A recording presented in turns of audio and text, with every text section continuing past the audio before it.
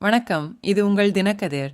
ஏஎன்எல்சி தமிழ்நாடு மின் உற்பத்தி நிறுவனத்தில் 1,000,000க்கும் மேற்பட்ட ஒப்பந்த தொழிலாளர்கள் நியாயமான ஊதியம் தொடர்பான நீதிமன்ற உத்தரவை நிர்வாகம் செயல்படுத்த மறுத்ததை எதிர்த்து சனிக்கிழமையும் தொடர்ந்து இரண்டாவது நாளாக காலவரையற்ற வேலைநிறுத்தத்தை தொடர்ந்தனர். இந்த வேலைநிறுத்தம் மின் உற்பத்தியை கணிசமாக பாதித்துள்ளது.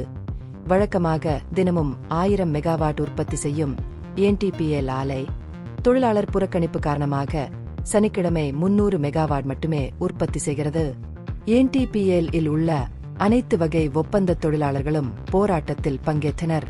இந்த தொழிலாளர்கள் ஒப்பந்த அடிப்படையில் பணியமர்த்தப்படுகிறார்கள் மற்றும் தமிழ்நாடு மின்சார ஊழியர்களின் மத்திய அமைப்பு மற்றும் DMK உடன் இணைந்த NTPL ஒப்பந்த தொழிலாளர்கள் முன்னேற்ற சங்கம் ஆகியவற்றின் கீழ் இணைந்துள்ளனர். அவர்களின் முதன்மையான கோரிக்கை பிற பொதுத்துறை பிரிவுகளில் உள்ள தங்கள் சகாக்களுக்கு இணையான சம்பளத்தை பெற வேண்டும் என்பதாகும். இந்த மோதல் துணை தலைமை தொழிலாளர் ஆணையர் பிறப்பித்த முந்தைய உத்தரவிலிருந்து உருவாகிறது. அவர் NTPL ஒப்பந்த தொழிலாளர்களுக்கு ஏஎன்எல்சி அனல் மின் நிலையத்தில் பணிபுரியும் தொழிலாளர்களுக்கு சமமான ஊதியத்தை வழங்க உத்தரவிட்டார். இந்த உத்தரவு ஜூன் 2021 முதல் அமல்படுத்தப்பட இருந்தது. இருப்பினும் NTPL இந்த உத்தரவை எதிர்த்து சென்னை உயர் நீதிமன்றத்தின் டிவிஷன் பெஞ்சில் மேல்முறையீடு செய்தது.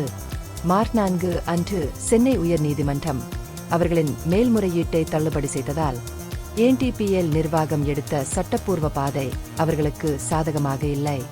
நீதிமன்றத்தின் தீர்ப்பு இருந்தபோதிலும் NTPL இன்னும் ஊதிய திருத்தத்திற்கு இணங்கவில்லை. இது தொழிலாளர்களுடன் பதட்டங்களை மேலும் அதிகரிக்கிறது.